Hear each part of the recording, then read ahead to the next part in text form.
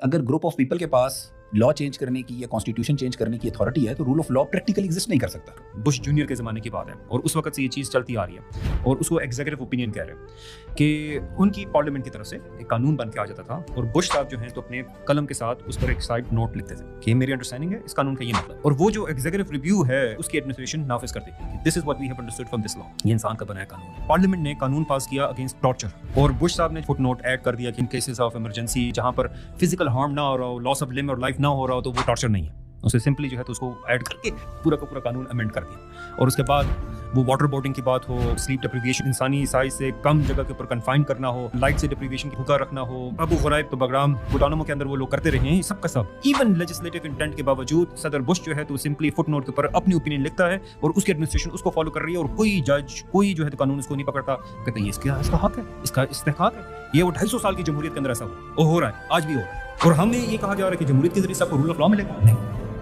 Rule of law तो वहां पर मिलेगा ना कि जिस टाइम आप एक रूल को बदलते हुए आपके हाथ कांपने शुरू होते, कि जब अल्लाह ताला हम कहता है कि हल्लल्लाहु बया व हुर्रिम रिबा, आयत को चेंज करें ना, एक ज़ेर ज़बर को ऊपर नीचे करने की कोशिश करें। तो ये हल्लल बया है वो हुर्रिम रिबा है, ये हुर्रिम रिबा को ब्रैकेट में लिया है। 2 अरब मुसलमानों की आबादी है, कोई एक मुसलमान ऐसा ले आए उसे कहें कि यार ये कुरान के अंदर ये थोड़े सा खाली ब्रैकेट डाल, रूह नहीं काम चाहिए इसको। ये होता है rule of law.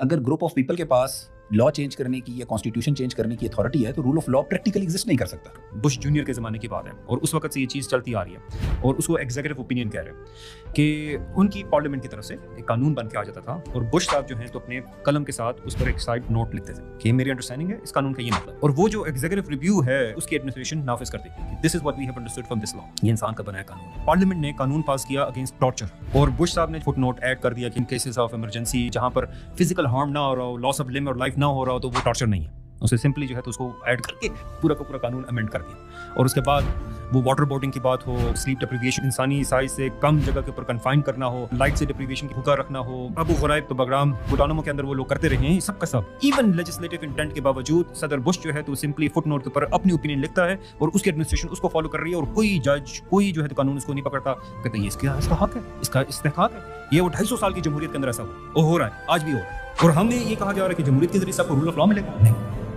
Rule of law तो वहां पर मिलेगा ना कि जिस टाइम आप एक रूल को बदलते हुए आपके हाथ कांपने शुरू होते, कि जब अल्लाह ताला हम कहता है कि हल्लल्लाहु बया व हुर्रिम रिबा, आयत को चेंज करें ना, एक ज़ेर ज़बर को ऊपर नीचे करने की कोशिश करें। तो ये हल्लल बया है वो हुर्रिम रिबा है, ये हुर्रिम रिबा को ब्रैकेट में लिया है। 2 अरब मुसलमानों की आबादी है, कोई एक मुसलमान ऐसा ले आए उसे कहें कि यार ये कुरान के अंदर ये थोड़े सा खाली ब्रैकेट डाल, रूह नहीं काम चाहिए इसको। ये होता है रूल ऑफ लॉ।